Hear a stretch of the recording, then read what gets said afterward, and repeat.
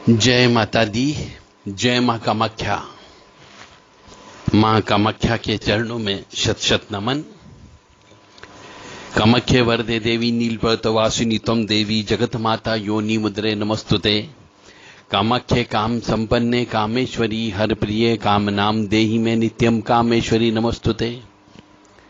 जय माता दी, जय मां कामाख्या। मां कामाख्या जो है रजस्वला की देवी माना जाता है, जगत जननी है।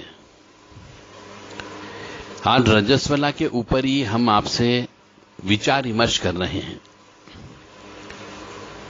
यदि किसी स्त्री का विवाह रजस्वला अवस्था में हो जाता है, यानी रजस्वला रहते हुए, ये कह सकते हैं कि पीरियड अवस्था में या अशुद्ध अवस्था में रहते हुए यदि कोई स्त्री मंडप में जाकर के पूजन करती है, हवन करती है, फेरे ले लेती है, हिंदू मेथोडोलॉजी के हिसाब से जहां पर पूजन होता है, हवन होता है, उसकी बात कर रहा हूं मैं।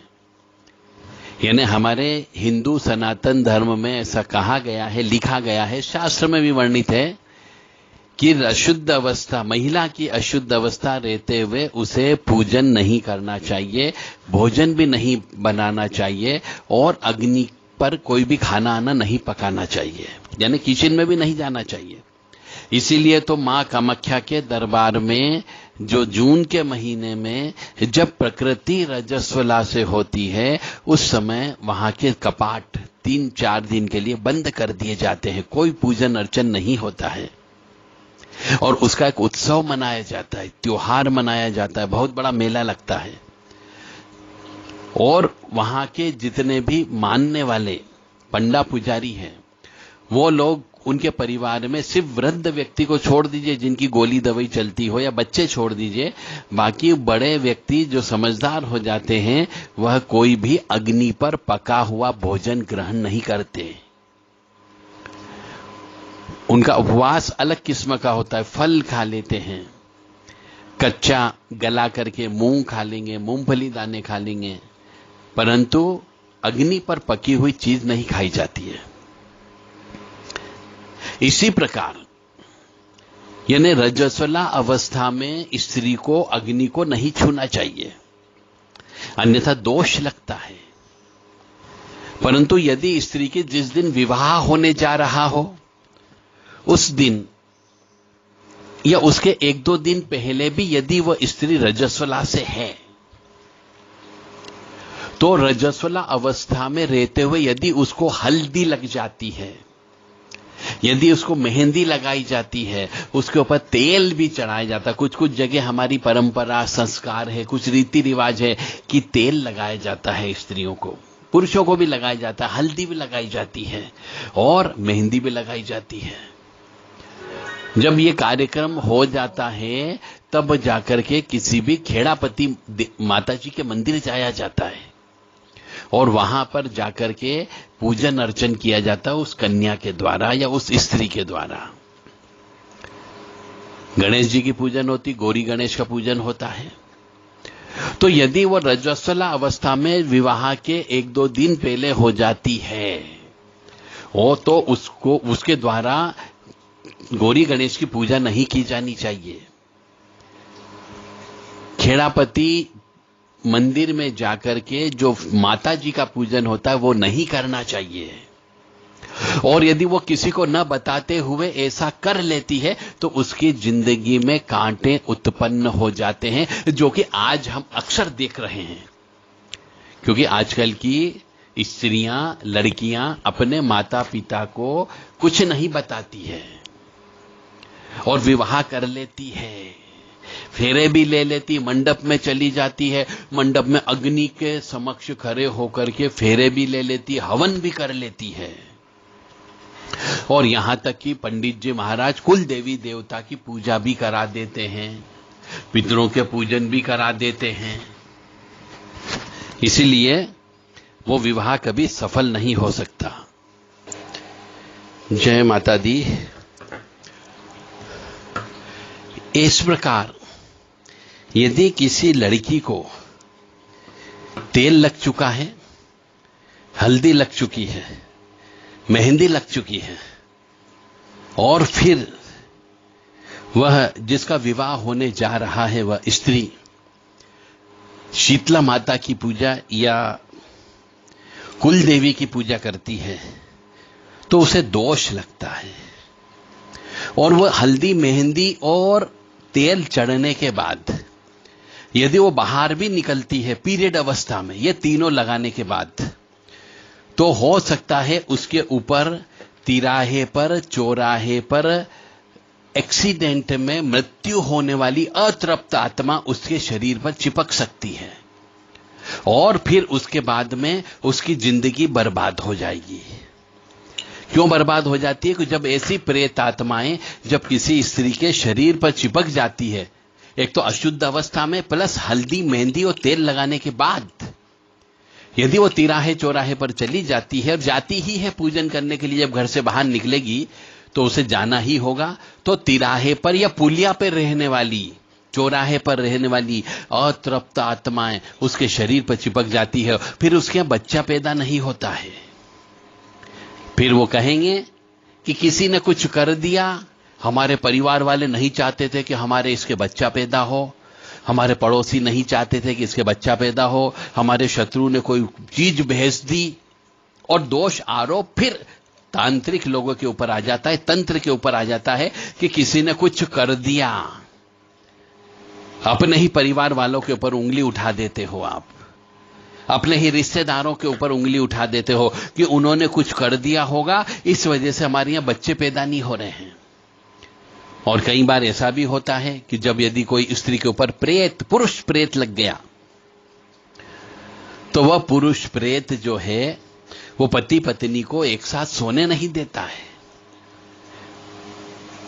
रात को दबाने का काम करता है, परछाई के रूप में दिखने का काम करता है।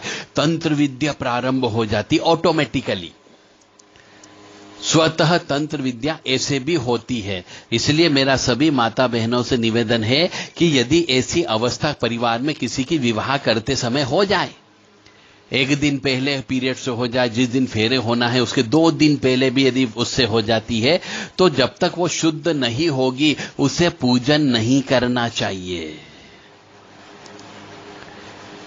पूजन करोगे तो दोष तो लगेगा ही लगेगा, कुल देवी देवता का भी दोष लगेगा, पितृ देवता का दोष भी लगेगा, स्थान के देवी देवता का दोष लगेगा, और जिन जिन का आपने पूजन किया वहां से अदृश्य शक्तियां आपके पीछे लग सकती है और आपका जीवन बर्बाद हो सकता है। कोई जरूरी नहीं कि तुरंत बर्बाद हो, 2 साल बाद भी हो सकता है, 4 साल बाद भी हो सकता है, 7 साल बाद भी हो सकता है। और हमने तो देखा है कि वंश वृद्धि नहीं होती, लड़कियां ही लड़कियां उत्पन्न होती है। लड़का जब गर्भ में आ जाता है तो लड़का गर्भ में ही मर जाता है, या फिर कई बार पैदा होने के बाद मर जाता है, पर वंश वृद्धि नहीं होगी यदि आपने पीरियड अवस्था में शीतला माता की या फिर खेड़ापति माता जी की पूजन अर्चन किया है तो।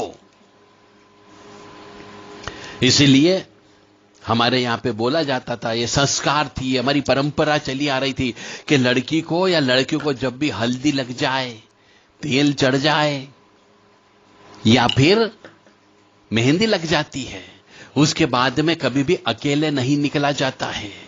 साथ में 1-2 जने रहते हैं, तलवार, छोटी तलवार साथ में रखी जाती है, चक्कू साथ में रखे जाते हैं, लौंग, पीली सरसों ये साथ में हाथ में बांध दिए जाते हैं, और 1-2 जने हमेशा साथ रहते हैं। परंतु यदि अशुद्ध अवस्था में, विशेष तौर से स्त्री के मामले में, यदि हल्दी लगने के बाद, तेल चढ़ने के बाद और मेहंदी लगने के बाद में यदि आप अशुद्ध हो गए हो और फेरे होने तक अशुद्ध रहते हो, तो निश्चित तौर से जीवन में कुछ न कुछ तो अशुभता अवश्य आएगी। किसी भी प्रकार की आ सकती है। पैसे की तंगी हो सकती है, घर में क्लेश हो सकता है, या फिर पैसा यदि है और घर में क्लेश भी नहीं है तो बच्चा उत्पन्न नहीं होगा।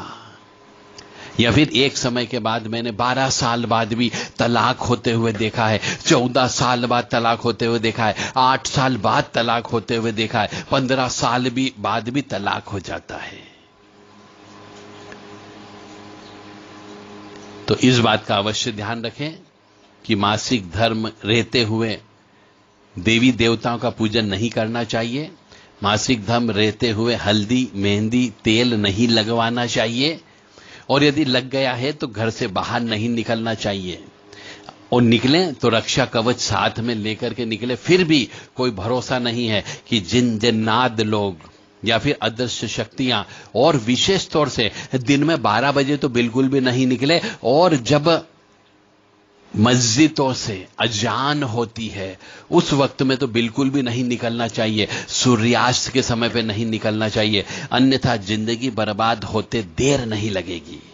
अब मानो या न मानो, ये पूर्णतः सत्य है। कुछ लोग इस बात को बहुत आलोचना भी करते हैं कि आज के जमाने में ऐसा नहीं होता है, दुनिया 21वीं सदी में चली गई है, आप कौन सी पुरानी 20वीं 18वीं सदी की बात कर रहे हो। परंतु जो बोल रहा हूं ये पूर्णतः सत्य। नहीं तो मैंने कई घर अपनी आंखों से उजड़ते हुए देखा है, कई घर बर्बाद होते हुए देखे हैं, और जब बच्चे जवान हो जाते हैं तब कई बार उनके पिता की मृत्यु होते हुए भी देखा है। मतलब जिनके मरने की कल्पना भी नहीं कर सकते, उनको मैंने बच्चों के विवाह के पहले, यानी जवान जब बच्चे हो गए तब भी उनको मृत्यु होते हुए देखा है, और उस समय पे जब बच्चों की विवाह का समय आया है उस समय तलाक होते हुए भी देखा है। इसलिए जिंदगी को बचाओ, जीवन को बचाओ, और आनंदमय जीवन जीने के लिए नियम कानून का पालन करो। नहीं करोगे तो कष्ट भुगतेगा। मेरा धर्म था आपको ज्ञान देना, अब मानना या नहीं मानना आपके ऊपर निर्भर करता है। अब बहुत से प्रश्न यहां पे ये भी उत्पन्न होते हैं कि साहब हमने शादी करी थी, हमसे गलती हो गई, हमसे भूल हो गई, हमें ज्ञान नहीं था। अरे क्यों ज्ञान नहीं था? जब आप स्त्री हो, और जब स्त्री होने के बाद में 14-15 साल से जब आप मासिक धर्म से हो रही हो, तो तुमने 14-15 साल की उम्र से लेकर के अपने विवाह की उम्र तक जब आपने पूजन अर्चन नहीं किया, मंदिर के अंदर नहीं गए, कभी हवन पर नहीं बैठे, अशुद्ध अवस्था में, तो क्यों डर लगता है? क्यों पूजन अर्चन नहीं किया आपने? पूजन अर्चन करना चाहिए था। और मैं चैलेंज के साथ कह रहा हूं, जो व्यक्ति नहीं मानता हो, जो स्त्री नहीं मानती हो, उनका जिंदगी में उन्हें विरह की अग्नि में अवश्य जलना पड़ेगा। या तो विरह की अग्नि में जलेंगे, या फिर बच्चा नहीं होने की अग्नि में वो जलेंगे, और घर के अंदर क्लेश अशांति होगी। धन हो सकता है परंतु सुख शांति नहीं होगी, आनंद नहीं होगा, परमानंद नहीं होगा। जय माता दी, जय मां कामाख्या।